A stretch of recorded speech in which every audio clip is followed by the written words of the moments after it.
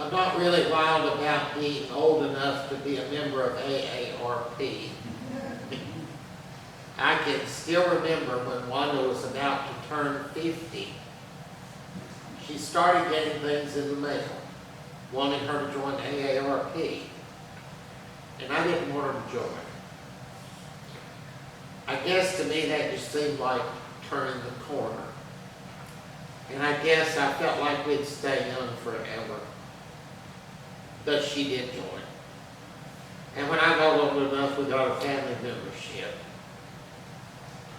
Now, a while back, I went to the mailbox, and there was one of those AARP newsletters in there. And on the way back to the house, I was glancing at the cover of it, and one of the headlines was, "Got a cancer diagnosis? Here's your battle plan." I thought about that headline. Nobody wants a cancer diagnosis. If you get one, you want to do something about it.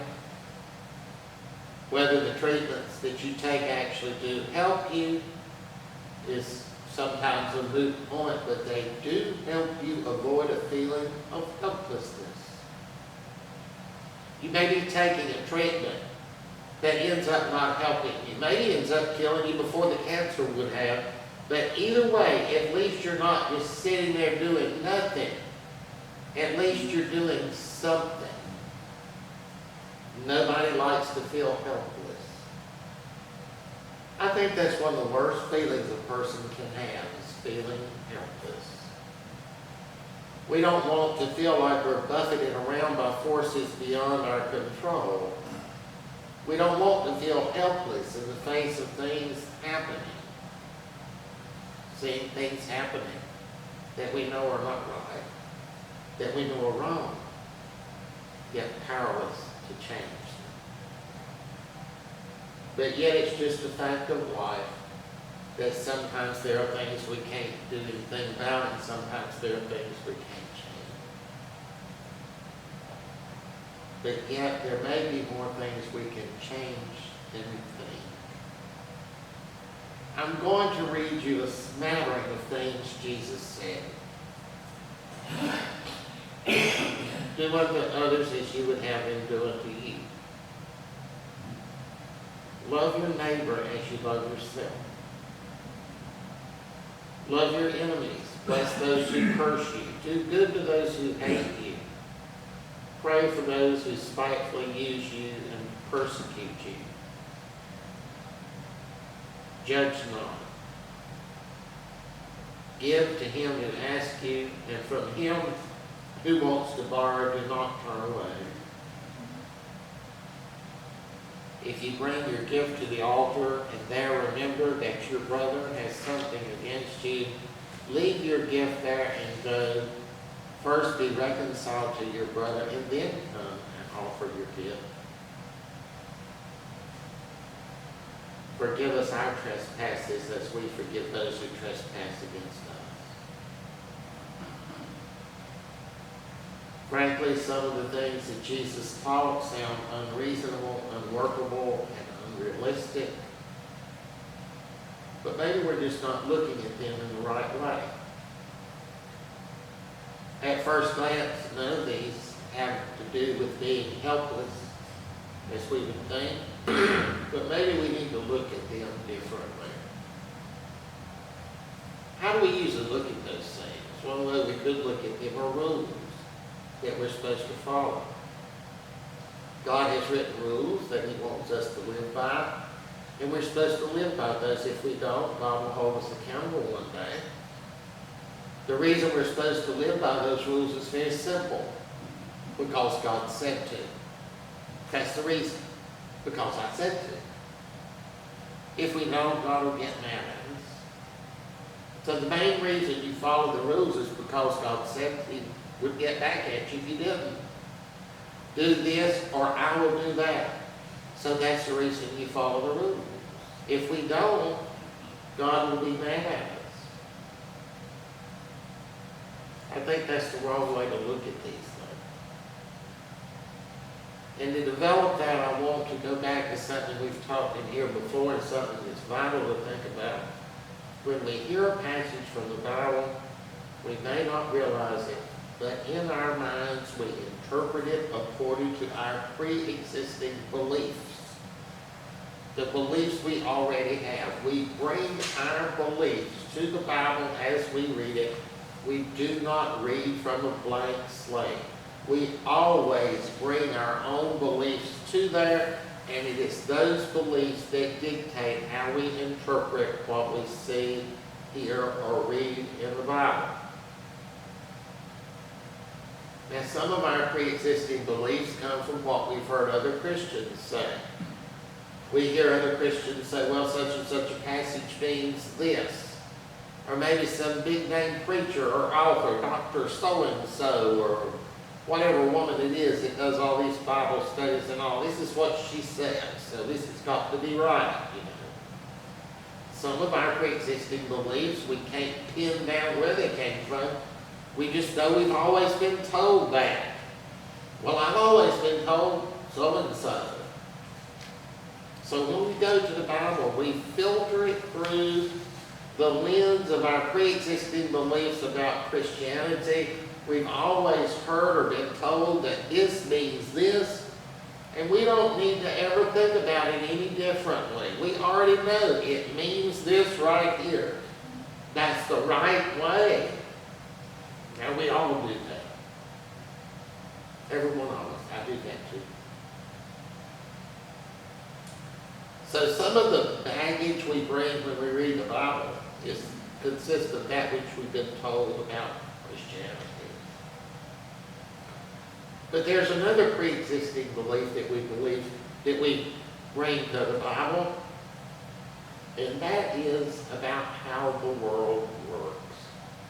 We have our own pre-existing belief about how the world works. We bring that to the Bible. I was reading something not long ago from a Christian source. And it said that all of the miracles that Jesus healed people in the Bible were made up and were added in there later. How did this person know that? Because they said, we know people can't be healed simply by touching somebody's coat. That's impossible. Diseases aren't healed by that. So we know that could not have happened, you see. We know it must have been made up and added later. Now you see how this pre-existing belief this person had, that it was impossible for this woman to have really been healed by touching Jesus' clothing, led her to the conclusion that all that was made up and added later. Pre-existing conclusion that she took that. Some of the things about how the world works seem to us so very obvious that we don't even realize they are pre-existing beliefs that are clouding our interpretation of the Bible. And that's what I'd like to think about today. It's a pre-existing belief that we bring to the table and influences how we interpret all those sayings and instructions from Jesus that seem so unrealistic and unworkable. And that is the belief that the world exists independently of us and operates independently of us, that we are basically onlookers watching as things happen. Now that's a belief that seems so right, so unquestionable, it may seem idiotic of me to even bring it up. We know the world exists independently of us. If we're sane, we would not even think of questioning it. But there's something I thought of many years ago that has stayed with me all these years. And I've thought of this a lot over the years. Some of you will recognize what I'm talking about. In the church I went to years ago, there was a large piece of cloth hanging on the wall back there where those windows Now that was just a big solid wall in that church. There was no windows back there. That was not the end of that building. So there were no windows there. It was just a big solid white wall up there. And some people decided to hang a big curtain that went up there and hung down. And it was a heavy, almost velveteen type material, like those old-fashioned drapes you used to see in formal living rooms, and it was gold in color. And there was disagreement among the people at that church about whether that curtain was pretty or not. Some people thought it was. They liked it and thought it was beautiful. Other people, though, thought it looked hideous.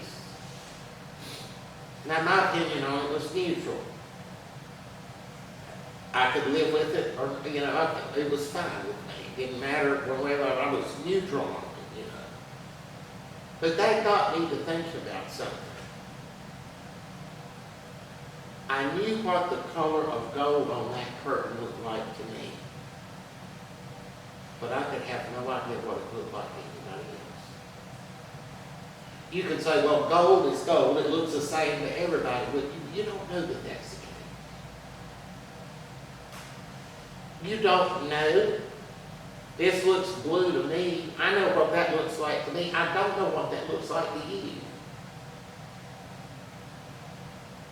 You see, I only look through my eyes. I don't look through your eyes. I don't know what things look like through your eyes. I assume the color gold looks exactly to you like it looks to me, but I don't know that. There's no way I can ever know how you perceive what the color gold looks like.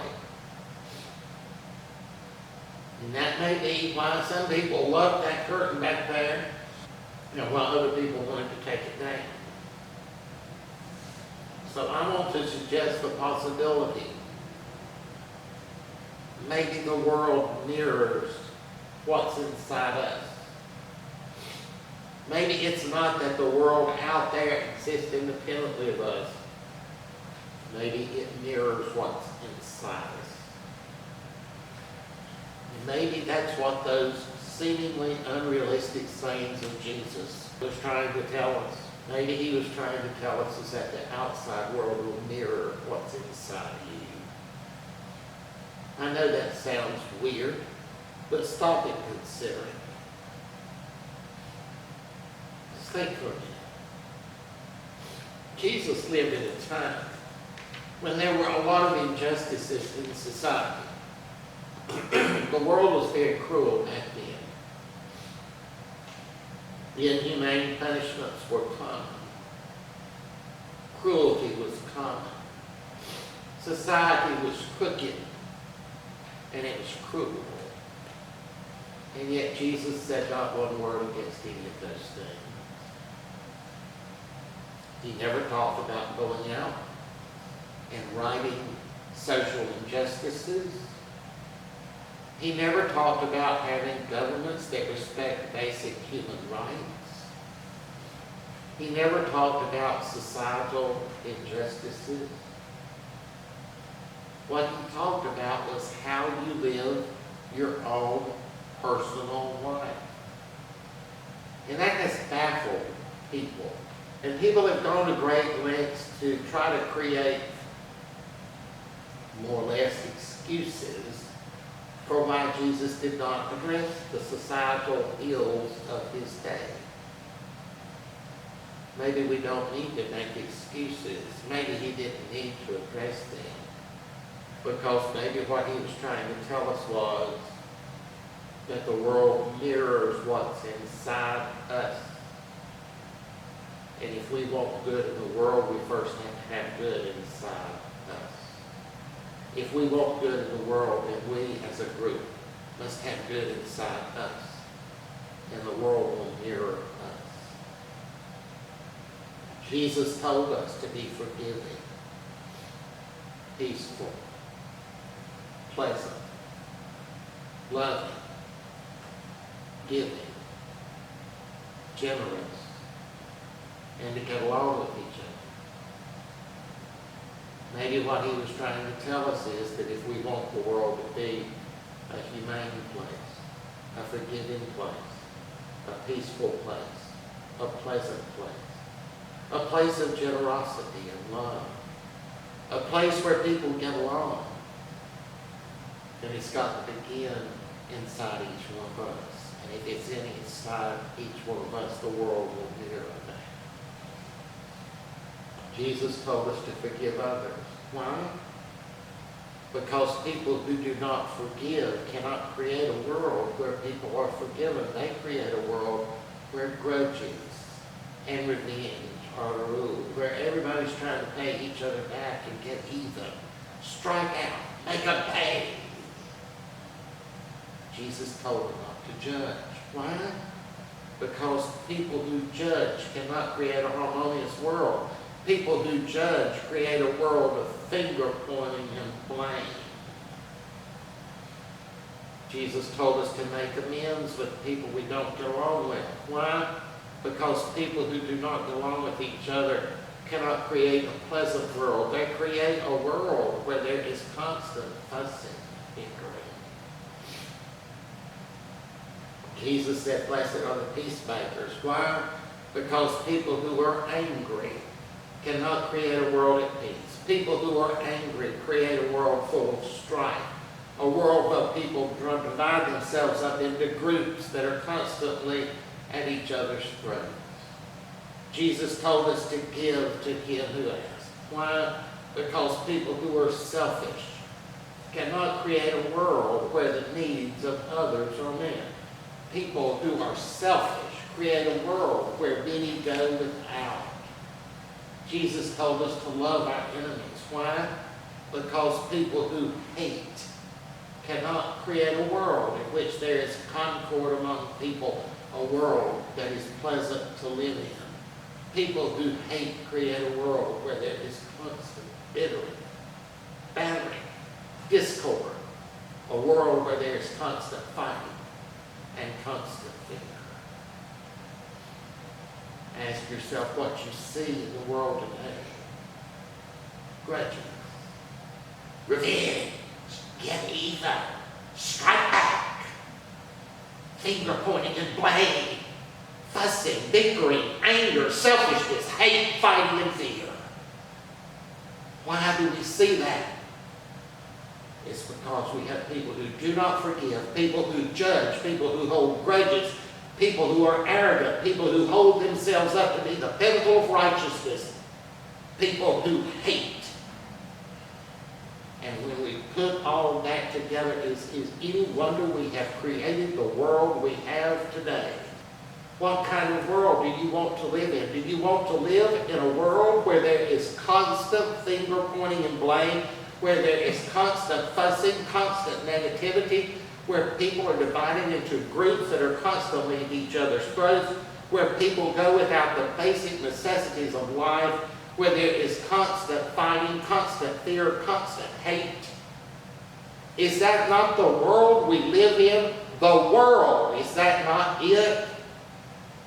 Do you want to live in a world like that? Just doubling down on the hate and on the fussing and on the striking back and on this is not going to change it. If we really do dream of a world where people get along, a world where it's pleasant to live in for every person on this planet Earth, it has to start in here for each one of us. It has to start with forgiveness and love, generosity, getting along, pleasantness. Maybe the world we see with our eyes is the world we have created. It's the world we have created. And maybe if we want to change it, we can't change it with yet more of what made it the way it is. Maybe that's what the book of Romans was trying to tell us when it said, overcome evil with good. Maybe that is in fact the only way to overcome evil. With good. In the Gospel of Luke, the Pharisees asked Jesus when the kingdom of God would come. Jesus said the kingdom of God does not come with observation, nor will they say, see here or see there, for indeed the kingdom of God is inside you. Straight from the mouth of Jesus. We have always interpreted that according to our pre-existing belief that the world exists out there independently of us. That's the belief that we've been told is correct. And that's certainly how it seems to be. But you know, even science is telling us now that the world is, in the words of one scientist, sensitive to our touch. They tell us that certain subatomic processes are different when somebody's watching than when they are not. So the world is responsive to us. You see, maybe we're not living in a world where we are buffeted around by forces beyond our control. Maybe we do have at least some power to shape the kind of world we live in. And if you look out at the world that we live in today, is that the world you think Jesus wanted? Or is that the world you think Satan wanted? So if we have created the world Satan wanted, we have been following Satan's path. If we want a world where forgiveness rules, then we have to forgive. If we want a world where love rules, then we have to love. If we want a world where generosity rules, then we have to be generous. If we want a world where pleasantness rules, then we have to be pleasant. If we want a world where people get along with each other, then we have to get along with others. If we want a world at peace, then we have to be peacemakers. Maybe that's what the teachings of Jesus that seem so unrealistic are trying to tell us. But it all got mixed up as we filtered what Jesus said through our own pre-existing beliefs. Maybe we got pushed in that direction more than a little by the devil himself. Hate, arrogance, killing, people not getting along, people being slaughtered, people dying of hunger without the basic needs, hospitals being bombed. Do you think that's what Jesus wants? Or do you think that's what Satan wants? Think about it.